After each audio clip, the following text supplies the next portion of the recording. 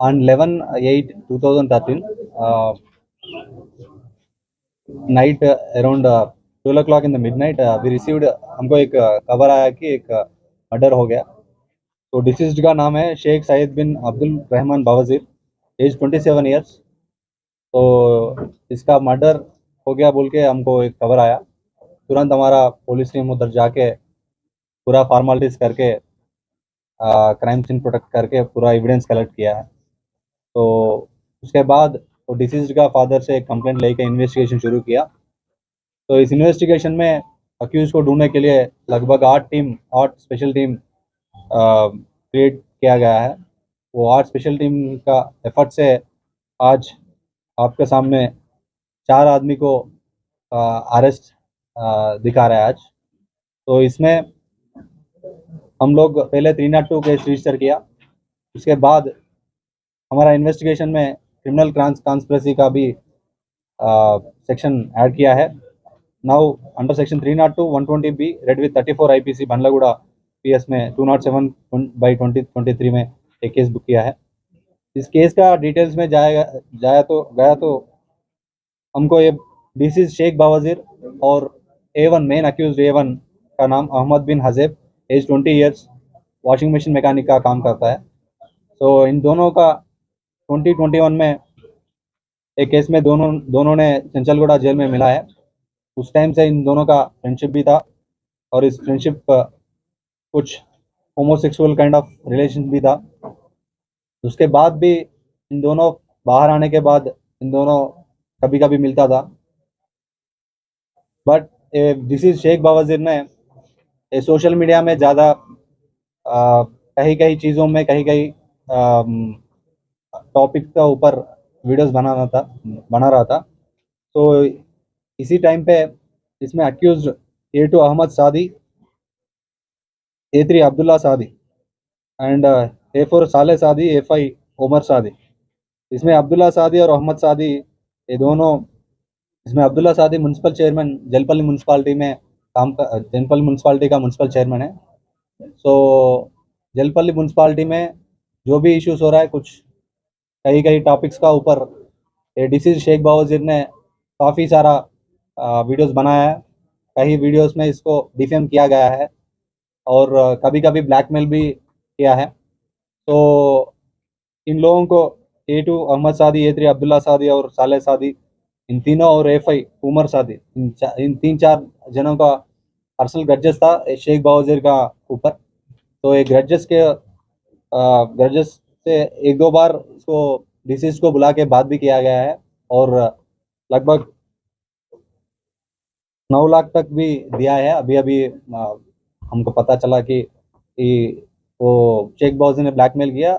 इसके दौरान ये अक्यूज अहमद सादी और अब्दुल्ला सादी लगभग 6-7 लाख तक का पैसा भी दिया है। फिर भी शेख बावजीर ने फिर भी ये सोशल मीडिया में और व्हाट्सएप ग्रुप में बहुत सारे videos against undeveloped activities in Jalpally municipality area, land grabbing का और कुछ और कई और चीज़ों का वीडियोस डाल रहा है और उसको डिफेम कर रहा है। सो इसको हटाने के लिए, इसको सेटल करने के लिए इन्होंने A1 अहमद बिन हजेब को एक टूल जैसा यूज़ किया। बिकॉज ये अहमद बिन हिजाब और शेख बावजीर का रिलेशनशिप था पहले। तो इन दोनों को ऑलरेडी इसको टूल बना के इसके साथ इसका पर्सनल ग्रज सेटल कर सकते हैं बोल के सोच के उमर सादी बोल के, ये दोनों का बीच का रिलेटिव है अहमद सादी फैमिली और अहमद बिन हजब का बीच में उमर सादी बोल के एक रिलेटिव है। उसके उसका उस, उससे उससे इन्होंने एक डील बात करके लगभग 13 लाख का पैसा दे देंगे, हम इसको हटा हो तो इसको मार दिया गया तो आपको 13 लाख दे देंगे बोल के उमर सादी के दौरान they have given assurance to Ahmed bin Hajab. तो अहमद बिन हजब और A6 मोहम्मद अयूब, इन दोनों ने तो इसको कैसे मार सकते हैं, जो जैसे कुछ भी सस्पिशियस जैसा नहीं दिखना बोल के इन्होंने क्या किया। A1 अहमद बिन हजब ने एक सईद बोल के एक बच्चा था, बच्चा को लेके उसको उसको डरा के शेख बावजीर के पास लेके गया है उस दिन। उस रात में वो सऊद को अंदर भेज के और थोड़े देर के बाद जब बावजीर ने एक अच्छा सर्कमस्टांसिस में जिसके उस टाइम जिसके पास कुछ नहीं था वो टाइम देख के अहमद बिन हिजाब ने जो ऑलरेडी लेके आया नाइफ लेके आके चिल्ली पाउडर लेके आया चिल्ली पाउडर स्प्रिंकलिंग करके नाइफ चाकू लेके उसको मार दिया है।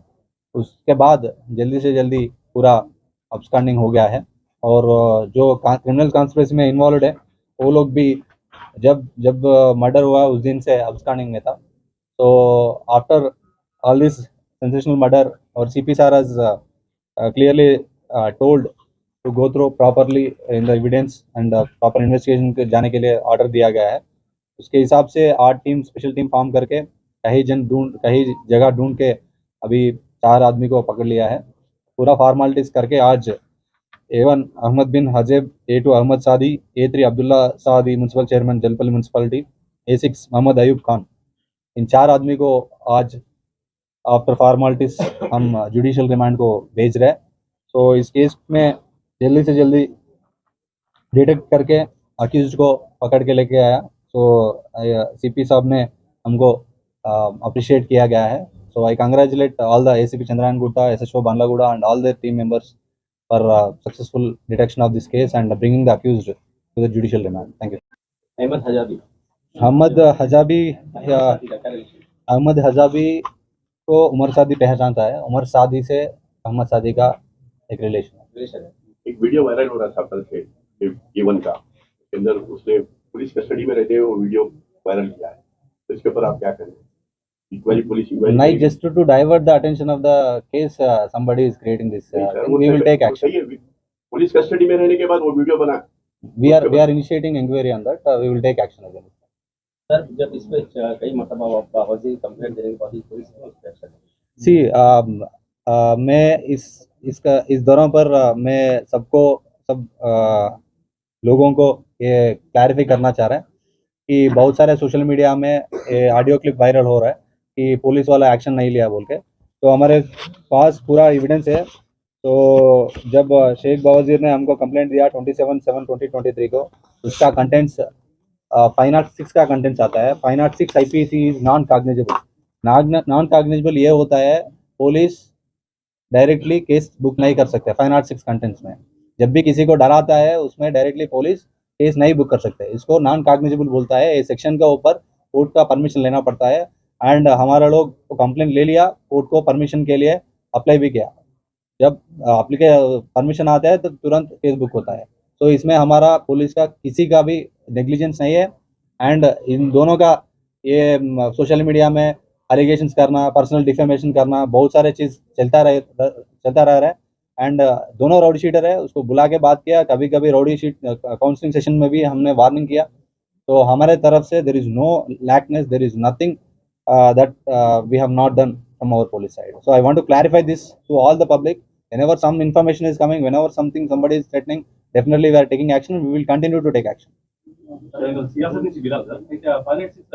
చెప్తున్నా కదండి, 506 అనేది నాన్ కాగ్నిజబుల్ అఫెన్స్ అని. ఇప్పుడు మిమ్మల్ని తిట్టారనుకోండి, అది నాన్ కాగ్నిజబుల్. అది we can't take action on our own. Court has to decide whether to register a complaint or not. So once the court gives the permission, we'll register the case.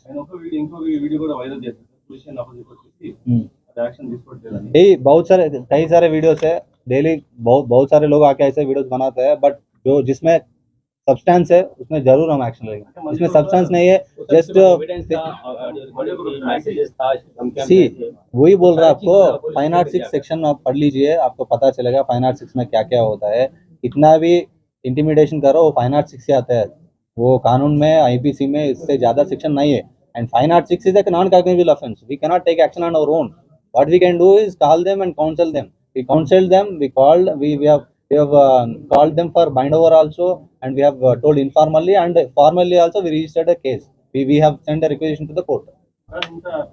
See, when something is under sub judice, we cannot tell anything. If something we tell, it goes against the investigation.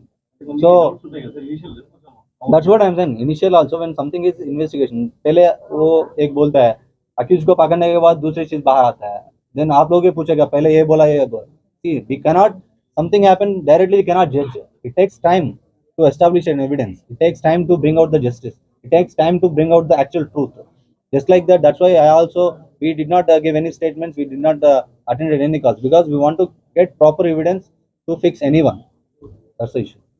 PD act is some PD act का वो अलग तरीका होता है. जब ये normal sections काम नहीं करता है तब पीडी एक्ट लगाएंगे. पहले तो नॉर्मल सेक्शन में वो रिमांड हो जाएगा, उसमें पीडी एक्ट का बाद में कंप्लेंट करना चाह रहे हैं तो उसका प्रोसेस कैसा रहेगा सर? पहले आके आपको कंप्लेंट करें या फिर कोर्ट का ऑर्डर? आप कंप्लेंट करो, हम कोशिश करेंगे. कुछ एक्चुअली सब्सटेंस है तो we will warn them. If possible we can if possible we will register a case with the help of court. तो कितना टाइम लगेगा एफआईआर होने के लिए कोर्ट से permission? It depends on the gravity. कुछ allegations में कुछ अच्छा खासा information है. If court satisfied they will do. Ahmad bin Hazab is a rowdy shooter from main accused A1 from Bhavanagar police station, and the deceased is rowdy shooter in Chandran Gutta, and A2 Ahmad Sadi is rowdy shooter in Chandran Gutta. We have registered a case.